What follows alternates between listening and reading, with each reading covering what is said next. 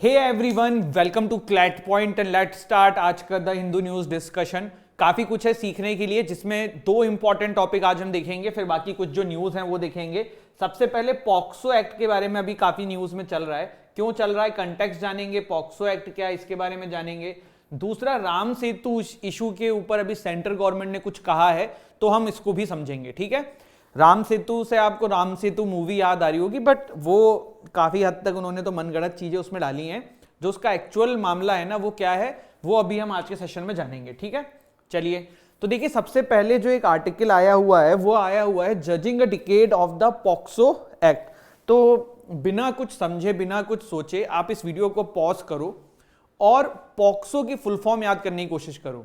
क्या आपको पॉक्सो की फुल फॉर्म पता है? अगर पता है तो आप अपने आप को लकी मानिए कि हाँ भाई दिमाग चल रहा है, और अगर नहीं पता है तो दुर्भाग्यपूर्ण बात है, लेकिन फिर आपको इसके ऊपर पढ़ाई करनी चाहिए और इस बात को समझना चाहिए कि भाई अभी तक हमने नहीं पढ़ाई करी वो ठीक है, लेकिन अब एग्जाम पास आ रहा है, अब अगले साल हमें अटेम्प्ट देना है तो हमें पता होना चाहिए। Protection of children from sexual offence act 2012। किसी भी एक्ट के पीछे जो ईयर लगा होता है, इसका मतलब ये होता है कि इस ईयर के अंदर वो एक्ट जो है वो आया है। ठीक है, अब हम बात करते हैं POCSO act and the age of consent. देखिए, हमारे देश का जो कानून है, जो पॉक्सो एक्ट है, वो ये कहता है कि अगर किसी इंसान ने किसी 18 से कम वाले के साथ सेक्सुअल कांटेक्ट बनाने की कोशिश करी या फिर उसके साथ फिजिकल होने की कोशिश करी तो वो गैर कानूनी है और उसको सजा मिलेगी। यहां पे ये इंसान मेल भी हो सकता है, कोई अडल्ट मेल किसी फीमेल माइनर के साथ ये चीज करे, या फिर यहां पे आप देख सकते हो कि ये अपोजिट भी हो सकता है कि कोई अडल्ट वुमेन किसी माइनर बॉय के साथ ये चीज करे। ठीक है, मेल के साथ ये चीज करे। तो ये पहले तो बेसिक आपको समझना होगा कि पॉक्सो एक्ट करता क्या है। तो देखिए, according to the POCSO act, a person who has sexual contact with someone under the age of 18 is said to have committed statutory rape irrespective of the consent. मतलब यहां पे कंसेंट का कोई मतलब नहीं है। अगर आप ये बोलो कि भाई मैंने उसके कंसेंट से किया था तो ये गलत है, आपका 18 से कम में ये रूल ही नहीं लागू होता है। इसके बाद the two people under the age of 18 have sex, it is considered as rape even if it is consensual. मतलब अगर मर्जी से भी हो रहा है तब भी वो उसी कैटेगरी में आएगा। ठीक है, देखो इसके हमने काफी सारे प्रॉब्लम्स भी देखे हुए हैं, पढ़े हुए हैं। आज एक एडिटोरियल आया हुआ है, कंटेक्स्ट क्या है, judging a decade of the POCSO act. POCSO act को काफी समय हो चुका है।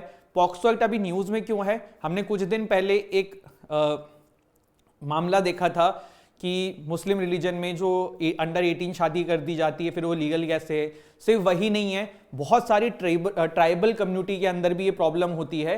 वहां पे 18 से कम में शादी कर दी जाती है या लोग भाग के शादी कर लेते हैं, फिर उसके बाद दिक्कत होती है, पॉक्सो एक्ट और बहुत सारे एक्ट लगने लग जाते हैं। ठीक है, तो अब यहाँ पे थोड़ा सा इसको समझते हैं। क्या पहले तो कोई चीज लिखा हुआ है कि can a women be accused under POCSO act? तो जवाब है बिल्कुल, एक वुमेन भी पॉक्सो एक्ट के अंदर प्रोसिक्यूट करी जा सकती है। सेक्सुअल ऑफेंस अगेंस्ट चिल्ड्रन हो गया, 2012 में पॉक्सो एक्ट आया था। ठीक है, क्या काम था इसका? Protect children from sexual assault, sexual harassment, pornography. It applies to the children of both sexes below the age of 18। Both man and women can be offender under POCSO. ठीक है, द लॉ एक 2019 में इसमें amendment भी आया था। वो क्या आया था? पनिशमेंट जो है ना वो और स्टैग्नेंट कर दी थी, मतलब और टफ टाइप की कर दी थी कि भाई इस तरीके की कोई प्रॉब्लम फ्यूचर में देखने को ना मिले, लोगों को डर लगे और चाइल्ड अब्यूज रुक सके। As much as the law of country. ठीक है यार, ये तो वही सारी चीजें लिखी हुई हैं, कुछ इसमें ऐसा कुछ अलग नहीं है। ठीक है, अभी रिसेंटली देखो क्या हुआ था। It was the proviso that the Dharwad bench of the High Court of Karnataka invoked as it urged the Law Commission of India to have a rethink on the criteria for age of consent taking into the consideration the ground realities। देखो मैं आपको एक चीज बहुत ही layman language में बताता हूँ। अब ना वो कंडीशन नहीं है जो आज से 10 साल पहले बच्चों की होती थी। मैं आपको इसके पीछे एक रीजन देता हूँ। अगर मैं मतलब बिल्कुल स्पष्ट शब्दों में बोलूँ ना, तो आज की डेट में बच्चे जवान जल्दी होते हैं। आज की डेट में आप देखते हो कि मोबाइल फ़ोन और इस तरीके की चीज़ें बच्चों के पास बहुत जल्दी से अवेलेबल है और उसके बाद आज की डेट में 10th 9th 8th में बाबू सोना एंड ये सारी चीजें स्टार्ट हो जाती हैं। अभी रिसेंटली आपने एक इमेज देखी हो कि काफी वायरल हो रही है, ये हमारे लखनऊ का ही इंसिडेंट है, लेकिन आप यहाँ पे ये देख सकते हैं कि द गर्ल इज माइनर। तो कहने का मतलब ये है कि ये आज की डेट में ना एक अपने आप में बहुत बड़ा बवाल हो चुका है कि भाई जो एज है ये 18 एज जो है ये सही है कि नहीं है, क्योंकि एज ए ह्यूमन अगर आप इस चीज को देखें, एज ए नॉर्मल पर्सन इस चीज को देखें, तो आप ये भी देखते हैं कि बच्चे जो हैं 14-15 की एज में काफी मैच्योर आज की डेट में हो जा रहे हैं और उन्हें पता है कि वो क्या कर रहे हैं। They are aware of everything because of mobile phone, और जो फ्रीडम उनको अपने पेरेंट्स से मिलती है, जिस तरीके से कम्युनिकेट अपने पेरेंट्स से कर सकते हैं, सारी चीजें हैं, मतलब धीरे धीरे चीजें जो हैं वो बढ़ रही हैं, सुधार हो रहा है। तो इसमें ये एक बहुत बड़ा क्वेश्चन आता है कि यार ये जो 18 की आपने एज बना रखी है, 18th बोल रहा हूं, 18 की आपने एज बना रखी है, इसको रीथिंक करिए। लॉ कमीशन ने भी इसके ऊपर पहले पार्लियामेंट से कहा हुआ है कि आप इसको रीथिंक करिए कि पॉक्सो में 18 ही डालेंगे क्या, थोड़ा कम कर भी सकते हैं, जिससे कि बहुत सारे लोग प्रोसिक्यूट हो रहे हैं वो ना हो। आपको कुछ दिन पहले का एक न्यूज याद होगा, मैंने डिस्कस भी किया था कि कोर्ट के अंदर मैटर गया था, कोई हाई कोर्ट थी, मुझे वो याद नहीं आ रहा कौन सी हाई कोर्ट थी, साउथ में ही कोई हाई कोर्ट थी। उसमें जो नाबालिग लड़की थी उसने एक 18+ के मैन के साथ शादी करी थी भाग के, बट ऐसी शादी वैलिड नहीं है, पॉक्सो लग गया उस बंदे के ऊपर। अब कोर्ट में जब मैटर गया ना, तो वो लड़की बोली कि भाई मैं प्रेग्नेंट हूं, मैं अपने मर्जी से गई थी, मैं इस बंदे के साथ गई थी, अब आप इसको जेल भेज देंगे तो मेरी लाइफ तो वैसे भी तबाह हो रही है और हो जाएगी, है ना, because she is going to be the mother, और विदाउट फादर वो बच्चे का क्या परवरिश होगी। तो ऐसे बहुत सारे कॉम्प्लिकेटेड चीजें देखने को मिलती हैं, एंड आई थिंक कोर्ट ने फिर उनको दोनों को उस बंदे को बरी भी कर दिया था, क्योंकि होता क्या है ना ऐसे सिचुएशन में, किडनैपिंग, पॉक्सो, ये सारे चार्जेस जो हैं फैमिली लगवा देती है, 18 के से कम में महिलाएं होती हैं। इसमें बहुत सारे स्कैम भी आपको देखने को मिलते हैं, क्योंकि मैं लॉ फील्ड से हूं तो हम लोगों को ये चीज़ देखने को मिलती है, काफ़ी सुनने को मिलती है। जब मैं इंटर्नशिप करता था अपने कॉलेज के से द्वारा, कॉलेज में जब मैं था तब भी ये चीज़ देखने को मिलती थी कि यार ऑनलाइन स्कैम होता है, मतलब पहले वो आपसे बातें करते हैं लोग, और हनी ट्रैप बोल सकते हो कि भाई बातें करते हैं, वो मेजर ही बताते हैं एज, और फिर जब ये सब चीज़ें हो जाती हैं, आप फिजिकल कॉन्टैक्ट स्टैब्लिश कर लेते हो, तब बताया जाता है, धमकी दी जाती है कि मैं माइनर हूं, मैं आपके अगेंस्ट में केस कर दूंगी, ये वो। तो ये सब एक्चुअल में सिचुएशन है, और वाइस वर्सा भी है, गर्ल्स के साथ भी हो रहा है, बॉयज के साथ भी हो रहा है। तो ये प्रॉब्लम को सॉल्यूशन निकालने के लिए कुछ करना चाहिए, और उसी की वजह से पॉक्सो एक्ट जो है वो काफी अभी न्यूज में चल रहा है। The act was amended in 2019 to make provision for, ये मैंने आपको बता ही दिया है, इसके अलावा और इसमें कुछ ऐसा नहीं है जो हमें एग्जाम के पर्सपेक्टिव से पढ़ने की जरूरत है। देखो अगला आर्टिकल जो है ना वो बात करता है राम सेतु के बारे में। रिसेंटली अक्षय कुमार की एक मूवी आई थी राम सेतु के ऊपर, उन्होंने तो उसमें बहुत सारी चीजें मतलब काल्पनिक तरीके से डाली थी, बट राम सेतु की कहानी क्या है, राम सेतु अभी काफी न्यूज में है, क्यों है, सारी चीजें जानेंगे। फिर हम आएंगे कंटेक्स्ट के ऊपर भी कि क्या कंटेक्स्ट है, ठीक है। तो देखिए ये इस तरीके की इंडिया और श्रीलंका के बीच में काफी जगहें बनती हैं जिनको हम लोग राम सेतु बोलते हैं, या कुछ लोग इसको एडम ब्रिज के नाम से भी जानते हैं। What is Ram Setu? तो Ram Setu also known as Adam's Bridge और Nala Setu 48 kilometre chain of limestone shoals है, located between Rameswaram on India south east coast and Mannar island near Sri Lanka north west coast.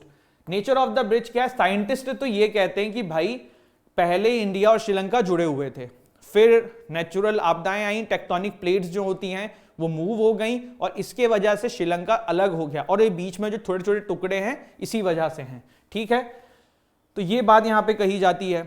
Scientist believe Ram Setu is a natural structure form due to tectonic movements and sand getting trapped in corals, ठीक है। इसके बाद अगर मैं आपको map के form में, अब यहाँ पे देखो काफी सारी चीजें मैं क्लियर करने वाला हूं, अभी न्यूज में क्यों है, कंटेक्स्ट क्या है। यहां पे देखो ना, ये अपना प्यारा भारत है, ये श्रीलंका है। अभी हमारे देश में कोई भी शिप श्रीलंका से आनी होती है, श्रीलंका की तरफ जानी होती है, तो जो रूट लिया जाता है ना वो ये वाला लिया जाता है, पूरा श्रीलंका को घुमा के फिर इंडिया तक आया। यहां पे क्योंकि जगह नहीं है निकलने की, बीच बीच में राम सेतु के ये जो मतलब जगह है उसमें से शिप तो काट के निकल नहीं सकती है, तो यहां से कोई जा नहीं सकता है, इसीलिए पूरा घुमाना पड़ता है, बहुत ज्यादा टाइम भी लगता है, फ्यूल का भी बहुत वेस्टेज होता है। इसी के लिए हमारी गवर्नमेंट एक प्रोग्राम प्रोग्राम बोल रहा हूं, एक प्रोजेक्ट लेके आई थी जिसका नाम था सेतु समुद्रन कैनाल। सेतु समुद्रन कैनाल के अंदर कॉन्सेप्ट ये था कि भैया ये वाली जो पोर्शन है ना, इसको काट दिया जाएगा यहां से, ठीक है, और फिर शिप्स जो है ना ये घूमने की जगह यहीं से आ जाएंगी, ठीक है। मामला फिर कोर्ट में चला गया था और यही सारी चीजें जो हैं बवाल हम देख रहे हैं। आप इसमें देख सकते हो ये रूट जो है ना, इस रूट को अपनाने की बात करी जा रही है जब सेतु समुद्रन प्रोजेक्ट आ जाएगा, ठीक है। जियोलॉजिकल थ्योरीज क्या है, मैंने आपको बताया कि भाई 1,25,000 साल पहले अलग हो गया था इंडिया श्रीलंका, उसी में ये है। लोगों का ये मानना है कि लॉर्ड राम जब श्रीलंका जा रहे थे, रावण की लंका उस समय जो कहलाती है, वो जा रहे थे सीता माता जी को वापस लाने के लिए, तो उस समय उनके द्वारा ये पुल बनाया गया था। वैसे काफ़ी सारे साइंटिस्ट का ये भी कहना है कि ये मैन मेड स्ट्रक्चर है, काफ़ी सबूत इससे रिलेटेड भी मिले हुए हैं। इस्लामिक लीजेंड्स की माने तो ये बोला जाता है कि एडम ने एडम्स पीक जो श्रीलंका में है वहां पहुंचने के लिए इसका यूज किया था, इसीलिए they call it Adam's bridge, ठीक है।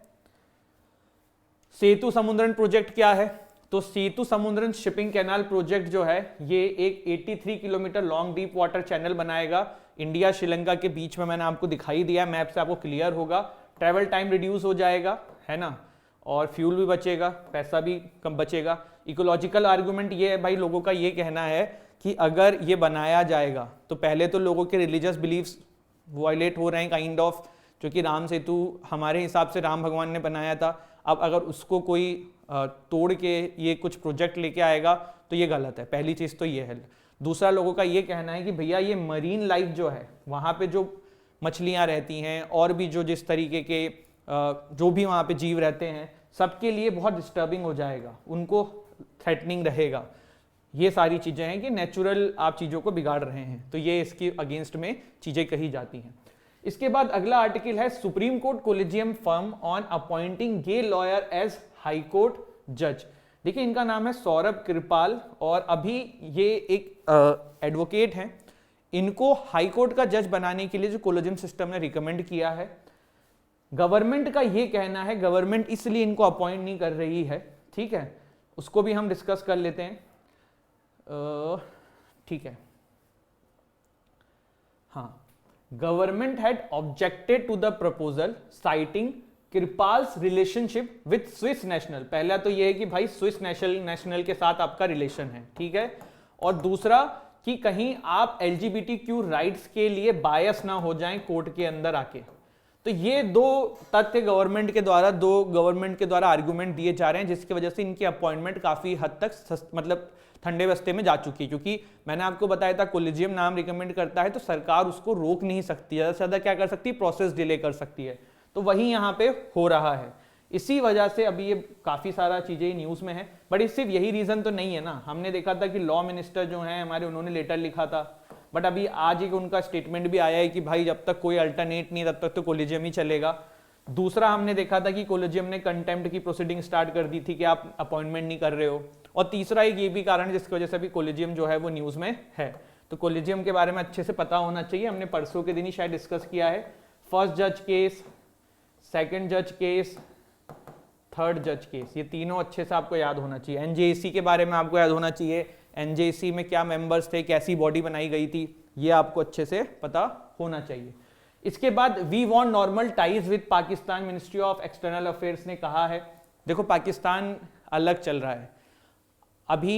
एक बहुत ही अच्छा इसका मैं एग्जांपल दूंगा, आप जब भी कभी फ्लाइट में गए होगे या जाओगे फ्यूचर में, तो वहाँ पे ना जो अटेंडेंट्स होती हैं, फ्लाइट अटेंडेंट्स होती हैं, एयर होस्टेस होती हैं, वो ये बोलती हैं कि यात्री अपनी पेटी पहले खुद बांधें फिर दूसरों की सहायता करें, या ऑक्सीजन मास्क आए तो पहले अपनी सहायता करें फिर दूसरों की सहायता करें, यही बोलते हैं ना। लाइफ का भी यही रूल है।